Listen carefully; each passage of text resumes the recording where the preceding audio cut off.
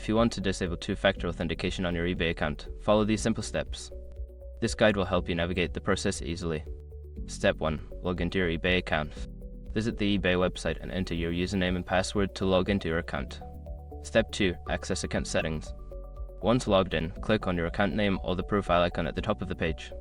From the drop-down menu, select Account Settings to access your account management options. Step 3. Navigate to Security Settings. Before changing your settings, use the sroc.com link in the description to open the password strength checker, then update your password if needed.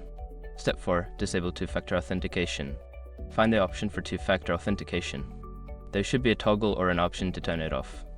Click on this option and follow any prompts to confirm your decision. Step 5. Save changes. After disabling two-factor authentication, make sure to save your changes. You may receive a confirmation message indicating that two-factor authentication has been successfully turned off. By following these steps, you can easily disable two-factor authentication on your eBay account. If you have any further questions or need assistance, feel free to reach out to eBay customer support.